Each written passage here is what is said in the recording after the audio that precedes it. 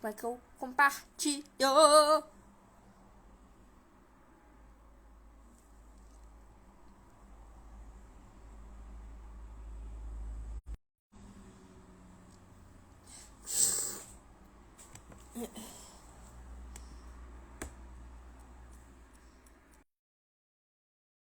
E aí? Ué, travou. Ah, voltou. E aí, galera? Ai, deixa eu pegar meu óculos. Porque agora eu uso óculos. Eu achei isso daí muito desumilde e homofóbico do universo comigo. Completamente errado. Eu não devia ter que usar óculos.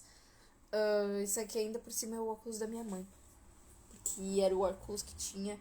Porque na realidade eu preciso de visitar o oftalmologista. Daí a gente tá nessa. Só pra ler. Hoje tá ruim. Deixa aqui.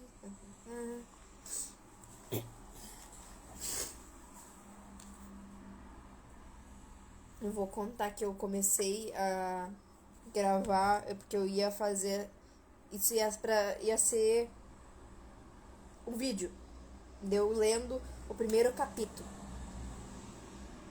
Só que eu pausei pra eu poder, né, tomar um pouquinho da água. Pausei pra poder tomar uma água, comer um bagulhinho, porque eu tô aqui com um sargadinho. E daí eu comecei a ler de novo e eu esqueci de despausar. Então, perdi metade do bagulho, eu não sei onde é que eu parei, eu não quero saber. Vamos começar lendo os marcadores, que é aquela coisinha que fica dentro do livro. Né? E se os deuses do Olimpo estivessem vivos em pleno século XXI? E se eles ainda se apaixonassem por mortais e tivessem filhos que pudessem se tornar heróis? Segundo a lenda da antiguidade, a maior parte deles, marcados pelo destino, dificilmente passa da adolescência. Poucos conseguem descobrir sua identidade. Percy Jackson está para ser expulso do colégio interno. De novo. É a 6ª vez que isso acontece. Aos 12 anos, esta é apenas uma das ameaças que pairam sobre esse garoto. Além dos efeitos da síndrome do déficit de atenção, da dislexia... É transtorno de déficit de atenção, não síndrome do... Mas ok, era 2005, eu perdoo. Das criaturas fantásticas e deuses do Monte Olimpo, que ultimamente parecem estar saindo dos livros de mitologia grega do colégio para a realidade. E, ao que tudo indica, estão aborrecidos com ele. Vários acidentes e revelações inexplicáveis afastam Percy Jackson de Nova York, sua cidade, e o lançam em um campo de treinamento muito especial, onde é orientado para enfrentar uma missão que envolve humanos diferentes, metade deuses, metade homens. Além de seres mitológicos. O raio mestre de Zeus fora roubado, e é Percy quem deve resgatá-lo. Com a ajuda de novos amigos, um sátiro e a filha de uma deusa, Percy tem 10 dias para reaver o instrumento de Zeus, que representa a destruição original, e restabelecer a paz no Olimpo. Para conseguir isso, precisará fazer mais do que capturar um ladrão. Terá que encarar o pai que o abandonou, resolver um enigma proposto pelo oráculo e desvendar uma traição mais ameaçadora que a fúria dos deuses. Ai, ai, ai.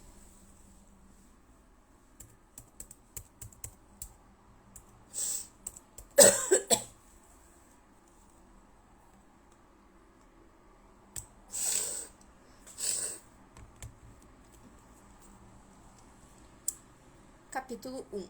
Sem querer, transforma em pó minha professora de iniciação à álgebra. Olha, eu não queria ser um meio-sangue. Se você está lendo isso porque acha que pode ser um, meu conselho é o seguinte: feche esse livro agora mesmo. Acredite em qualquer mentira que sua mãe ou seu pai contou sobre o seu nascimento e tente levar uma vida normal. Ser meio-sangue é perigoso, é assustador. Na maioria das vezes acaba com a gente de um jeito penoso e detestável. Se você é uma criança normal que está lendo isso porque acha que é uma ficção, ótimo. Continue lendo. Eu o invejo por ser capaz de acreditar que nada disso aconteceu. Mas, se você se reconhecer nessas páginas, se sentir alguma coisa emocionante lá dentro, para de ler imediatamente. Você pode ser um de nós. E uma vez que fica sabendo disso, é apenas uma questão de tempo antes que eles também sintam isso. E venham atrás de você. Não diga que eu não avisei. Meu nome é Percy Jackson, tenho 12 anos de idade. Até alguns meses atrás, era um aluno de um internato na Academia Yancey, uma escola particular para crianças problemáticas no norte do estado de Nova York. Se eu sou uma criança problemática, dá pra dizer isso. Eu poderia partir de qualquer ponto da minha vida curta e infeliz para prová-lo. Mas as coisas começam a ir realmente mal no último mês de maio, quando a nossa turma do sexto ano fez uma excursão para Manhattan. 28 crianças alucinadas e 2 professores em um ônibus escolar amarelo indo para a Metropolitan Museum of Art, a fim de observar velharias gregas e romanas. Eu sei, parece tortura, mas a maior parte das excursões da Yancey era mesmo. Mas o Sr. Branda, nosso professor de latim, estava guiando essa excursão. Assim, eu tinha esperanças. O Sr. Banner era um sujeito de meia idade em uma cadeira de rodas motorizada. Tinha um cabelo ralo, uma barba desalinhada e usava um casaco surrado de tweed que sempre cheirava a café. Talvez você não achasse legal, mas ele contava histórias e piadas e nos deixava fazer brincadeiras em sala de aula. Também tinha uma impressionante coleção de armaduras e armas romanas. Portanto, era o único professor cuja aula não me fazia dormir. Eu esperava que desse tudo certo na excursão. Pelo menos tinha esperança de não me meter em uma encrenca dessa vez. Cara, como eu estava errado. Entenda, coisas ruins me acontecem em excursões escolares. Como na minha escola da quinta série, quando fomos para um campo de batalha na Saratoga, e tive aquele acidente com um canhão da Revolução Americana. Eu não tava apontando pro ônibus da escola. Mas é claro que eu fui expulso do mesmo jeito. E antes disso, na escola da quarta série, quando fizemos um passeio pelos bastidores do tanque dos tubarões do mundo marinho, eu de alguma forma assinei a alavanca errada do passadiço. Nossa turma tomou um banho inesperado. E antes disso, já dá pra ter uma ideia. Nessa viagem eu estava determinado a ser bonzinho. Ao longo de todo o caminho para a cidade, aguentei Nancy Bobofi, aquela cleptomaníaca ruiva e sardenta, acertando a nuca do meu melhor amigo, Grover, com pedaços de sanduíche de manteiga de amendoim com ketchup. Grover era um alvo fácil. Ele era magrelo, chorava quando ficava frustrado. Devia ter repetido o idioma muitas vezes, porque era o único na sexta série que tinha espinhas e uma barba rala começando a nascer do queixo. E ainda por cima ele era aleijado. Tinha um atestado que o dispensava da educação física pelo resto da vida, porque tinha algum tipo de doença muscular nas pernas. Aí andava de um jeito engraçado, como se cada passo doesse. Mas não se deixe enganar por isso. Você precisava vê-lo correr quando era dia de enchilada na cantina. De qualquer modo, Nancy Bobafitt estava jogando bolinhas de sanduíche que grudavam no cabelo castanho cacheado dele. E ela sabia que eu não podia revidar, porque já estava sendo observado sob o risco de ser expulso. O diretor me ameaçara de morte com uma expulsão, uma suspensão na escola, ou seja, sem poder assistir aulas, mas tendo que comparecer à escola e ficar trancado numa sala fazendo tarefas de casa, caso alguma coisa ruim acontecesse, ou até moderadamente divertida durante a excursão. Eu vou matá-la, murmurei. Grover tentou me acalmar. Está tudo bem, gosto de manteiga de amendoim. Ele se esquivou de outro pedaço de lanche de Nancy. Agora chega! Comecei a levantar, mas Grover me puxou de volta para o assento. Quando me lembro daquilo, eu preferia ter acertado a Nancy Bobafitt no ato. A suspensão na escola não teria sido nada em comparação com a encrenca que eu estava prestes a me meter. O Sr. Brunner guiou o passeio pelo museu. Ele foi na frente, em sua cadeira de rodas, conduzindo-nos pelas grandes galerias cheias de ecos, passando por estátuas de mármore e caixas de vidro repletas de cerâmica preta e laranja muito velha. Eu ficava alucinado só de pensar que aquelas coisas tinham sobrevivido por 2.000, 3.000 anos. Ele nos reuniu em volta de uma coluna de pedra, com 4 metros de altura e uma grande esfinge no topo. E quando começou a explicar que aquilo era um marco tumular e uma estela, feitas para uma menina mais ou menos da nossa idade, contou-nos sobre as inscrições laterais. Estava tentando ouvir o que ele tinha a dizer, porque era um pouco interessante, mas todos ao meu redor estavam falando, e cada vez que eu dizia para calarem a boca, a outra professora que nos acompanhava, a senhora Dodds, me olhava de cara feia. Senhora Dodds era aquela professorinha de matemática da Geórgia que sempre usava um casaco de couro preto, apesar de ter 50 anos de idade. Parecia mal bastante para entrar com uma moto Harley bem dentro do seu armário. Tinha chegado em Yancey no meio do ano quando a nossa última professora de matemática teve um colapso nervoso. Desde o primeiro dia, a senhora Dodds adorou a Nancy Boboff e concluiu que eu tinha sido gerado pelo diabo. Ela me apontava o dedo torto e dizia, agora, meu bem, com a maior doçura, e eu sabia que ia ficar detido depois da aula por um mês. Certa vez, depois que ela me fez apagar as respostas em antigos livros de exercício de matemática até meia-noite, disse a Grover que achava que a senhora Dodds não era gente. Ele olhou pra mim muito sério e disse, você está certíssimo. Sr. Brunner continuou falando sobre arte funerária grega. Finalmente, Nancy Boboff, abafando o riso, falou que algo sobre o sujeito pelado na estela, e eu me virei e disse, quer calar a boca? Saiu mais alto do que pretendia. O grupo inteiro deu risada. Sr. Brunner interrompeu sua história. Sr. Jackson, disse ele, fez algum comentário? Meu rosto estava completamente vermelho. Eu disse, não, senhor. Sr. Brunner apontou para uma das figuras na estela. Talvez possa nos dizer o que essa figura representa? Olhei para a imagem entalada e senti uma onda de alívio, porque de fato a reconhecera. É Cronos comendo os filhos, certo? Sim, disse o Sr. Brunner. E obviamente não estava satisfeito. E ele fez isso porque... Quebrei a cabeça para me lembrar. Cronos era o deus rei e... Rei? Perguntou o Sr. Brunner. Titã. Eu me corrigi. E ele não confiava nos filhos, que eram os deuses. Então, Cronos os comeu, certo? Mas sua esposa escondeu o bebê Zeus e deu a Cronos uma pedra para comer no lugar. E depois, quando Zeus cresceu, ele enganou o pai, Cronos, e fez vomitar seus irmãos e irmãs. Eca! Disse uma das meninas atrás de mim. E então houve aquela grande briga entre os deuses e os titãs. Continuei. E os deuses venceram. Algumas risadinhas do grupo. Atrás de mim, Nancy Boboff murmurou para uma amiga, como se fôssemos usar isso na vida real. Como se fossem falar nas nossas entrevistas de emprego. Por favor, nos explique por que Cronos comeu seus filhos. E por que, Sr. Jackson? Disse o Sr. Banner. Parafraseando a excelente pergunta da Sra. Boboff. Isso importa na vida real. Se ferrou, murmurou Grover. Cala a boca, chiou Nancy, a cara ainda mais vermelha do que seu cabelo. Pelo menos Nancy também foi enquadrada. O Sr. Banner era o único professor que a pegava dizendo algo errado. Tinha ouvidos de radar. Pensei na pergunta dele e encolhi os ombros. Não sei, senhor. Entendo. O Sr. Banner pareceu desapontado. Bem, meio ponto, Sr. Jackson. Zeus, na verdade, deu a Cronos uma mistura de mostarda e vinho, o que o fez vomitar as outras 5 crianças que, é claro, sendo deuses imortais, estavam vivendo e crescendo sem serem digeridas no estômago do Titã. Os deuses derrotaram o pai deles, cortando-no em pedaços com a sua própria foice e espalharam os restos no Tártaro, a parte mais escura do mundo inferior. E com esse alegre comentário, é hora do almoço. Senhora Dodds, quer nos levar para fora? A turma foi retirada, as meninas segurando a barriga, os garotos empurrando uns aos outros e agindo como uns bobões. Grover e eu estávamos prestes a segui-los quando o Sr. Branham disse, Sr. Jackson. Cadê? Fugiu. Aqui. E eu sabia o que vinha a seguir. Disse a Grover para ir andando, então me voltei para o professor. Senhor? O Sr. Brunner tinha aquele olhar que não deixava a gente ir embora.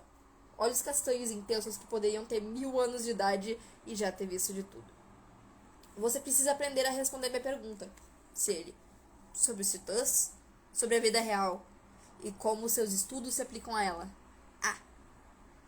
O que você aprende comigo, disse ele, é de uma importância vital. Espero que trate o assunto como tal. De você, aceitarei apenas o melhor, disse Jackson. Eu queria ficar zangado. Aquele sujeito me pressionava demais. Quer dizer, claro, era legal em dias de torneio, quando ele se vestia com uma armadura romana, bradava, olé! E nos desafiava, ponta de espada contra giz, a correr pro quadro negro e citar pelo nome cada pessoa grega ou romana que já viveu, o nome da sua mãe e os deuses que cultuavam. Mas Sr. Banner esperava que eu fosse tão bom quanto todos os outros, a despeito do fato de que eu tenho dislexia e transtorno do déficit de atenção. E que nunca na vida tirei uma nota acima de C. Não. Ele não esperava que eu fosse tão bom quanto. Ele esperava que eu fosse melhor. E eu simplesmente não podia aprender todos aqueles nomes e fatos. Muito menos escrevê-los direito. Murmurei alguma coisa sobre me esforçar mais, enquanto o Sr. Banner lançava um olhar longo e triste para Estela, como se tivesse estado no funeral daquela menina. Ele me disse para sair comer meu lanche. A turma se reuniu nos degraus da frente do museu, de onde podíamos assistir o trânsito de pedestres pela Quinta Avenida. Acima de nós, uma imensa tempestade estava se formando, com as nuvens mais escuras que eu já tinha visto sobre a cidade. Imaginei que talvez fosse o aquecimento global, ou qualquer coisa assim. Porque o tempo todo o estado de Nova York estava esquisito, desde o Natal. Tivemos nevascas pesadas, inundações, incêndios nas florestas causados por raios. Eu não teria ficado surpresa se fosse um furacão chegando. Ninguém mais pareceu notar. Alguns dos garotos estavam jogando biscoitos para os pombos.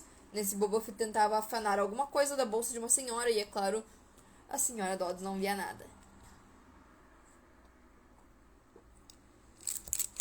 Grover e eu nos sentamos na beirada do chafariz, longe dos outros. Pensamos que, se fizéssemos isso, talvez ninguém descobríssemos que eram daquela escola.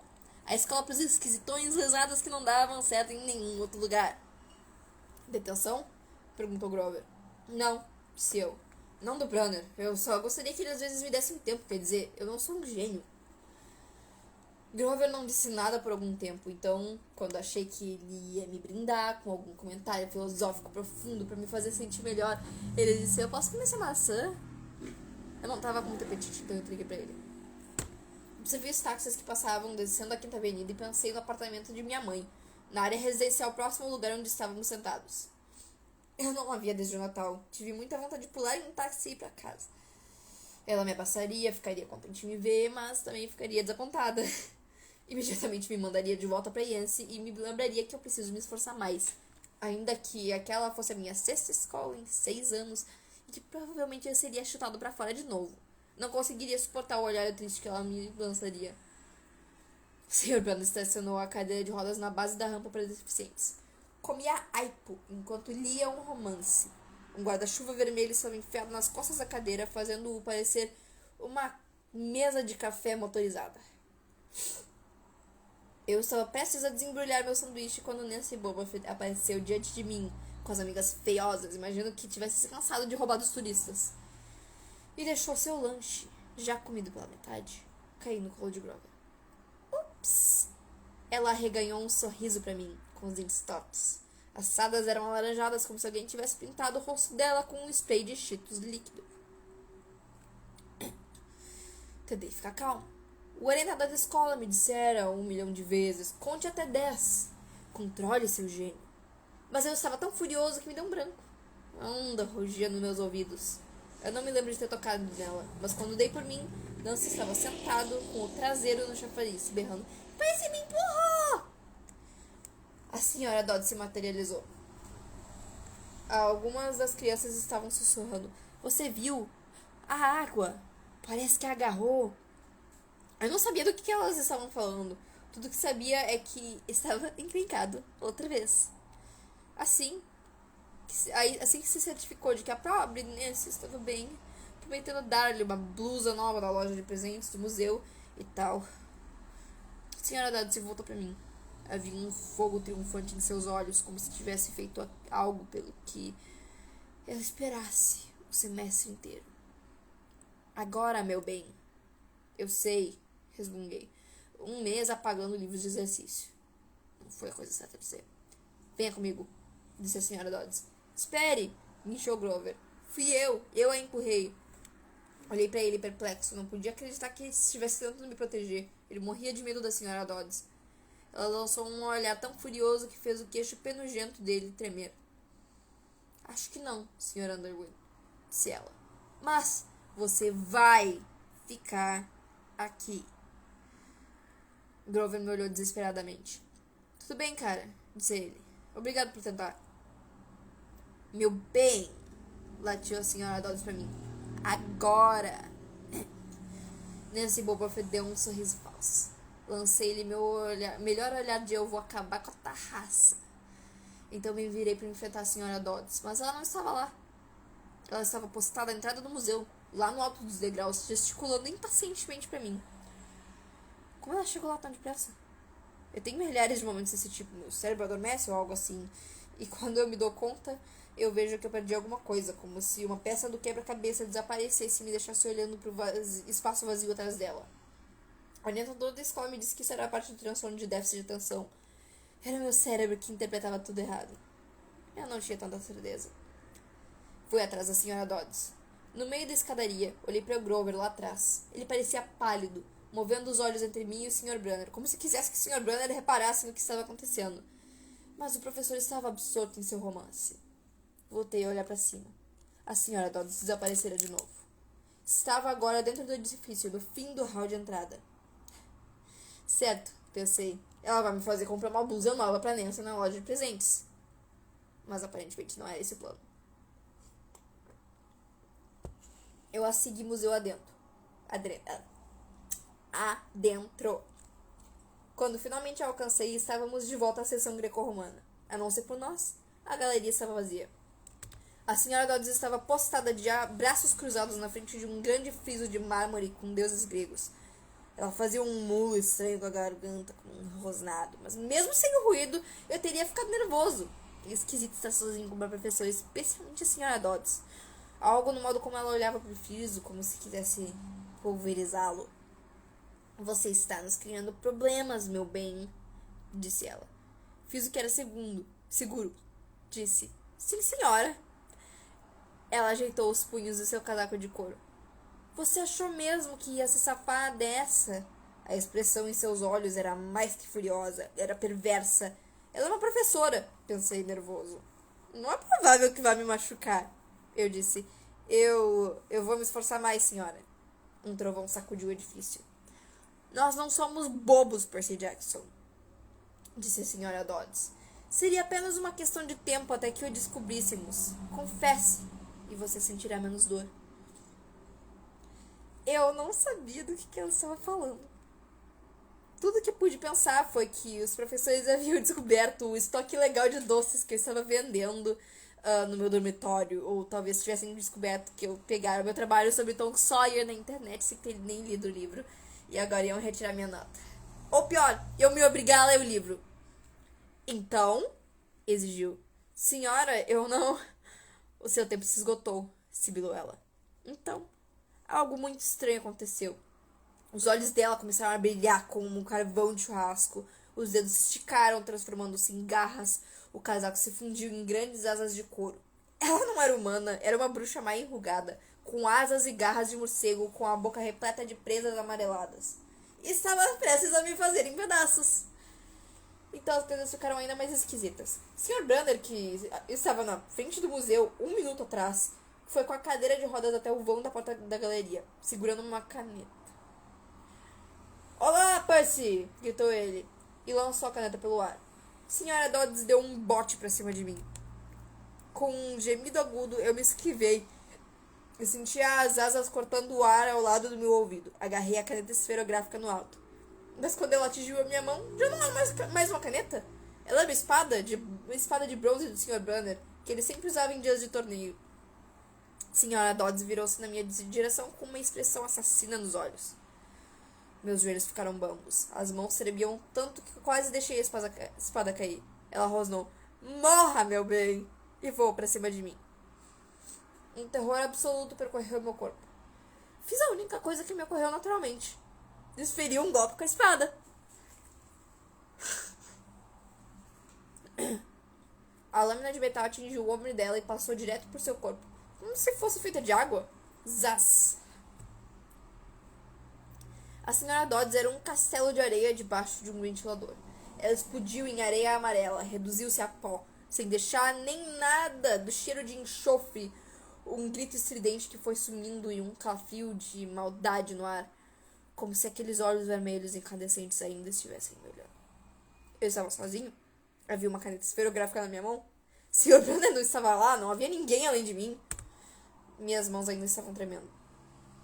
Meu lanche devia estar contaminado com cogumelos mágicos ou coisa assim. Será que eu havia imaginado tudo aquilo? Eu voltei pro lado de fora. Tinha começado a chover. Grover estava sentado junto ao chafariz com um mapa do museu formando uma tenda em cima de sua cabeça. Nancy Boboff ainda estava lá, encharcada do banho do chafariz, resmungando para as amigas feiosas quando me viu, disse: Espero que a senhora Cat tenha chicoteado seu traseiro. Quem? Respondi. Nossa professora. Duh. Eu pisquei. Não tínhamos nenhuma professora chamada senhora Cat. Perguntei a Nancy de quem ela estava falando. Ela simplesmente revirou os olhos e me deu as costas. Perguntei a Grover onde estava a senhora Dodds. Quem? Ele respondeu. Mas o Grover primeiro fez uma pausa e não olhou pra mim. Portanto, pensei que estivesse me gozando. Não tem graça, cara. Isso é sério, um trovão estourou alto. Vi o Sr. Banner sentado debaixo do guarda-chuva vermelho. Lancei o livro como se nunca tivesse se mexido. Fui até ele. Ele ergueu os olhos um pouco distraído. Ah, é a minha caneta. Por favor, traga seu próprio instrumento de escrita no futuro, Sr. Jackson. Entreguei a caneta do Sr. Banner. Não tinha notado que ainda estava segurando. Senhor, disse eu. Onde está a senhora Dodds? Ele olhou para mim com a expressão vazia. Quem? A outra professora que nos acompanhava, a senhora Dodds, professora de iniciação à álgebra. Ele franziu a testa e se inclinou para frente. Parecia ligeiramente preocupado. Percy, não há nenhuma senhora Dodds nessa excursão. Até onde sei, nunca houve uma senhora Dodds na Academia Yancey. Você está se sentindo bem? E acabou o capítulo. Jesus. E aí, gente? Gostaram do Percy Jackson? Quem é que tá aqui?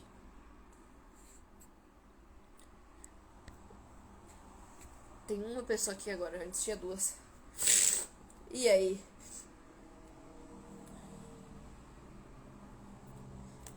Ai. Não gostei, as mãe. Agora tem duas pessoas. O ruim de ler é que dá uma baita de uma... A garganta inteira fica seca. Ai. Conseguiu participar. Eu acho que a parte legal... Ih, saíram. A parte legal do Percy Jackson é a primeira página, na moral. Tu lê a primeira página e tipo... Ai. Jesus, eu estou atrasado pra aula. Complicado. Então, deu por hoje. E até a próxima. Tchau. Como é que desliga?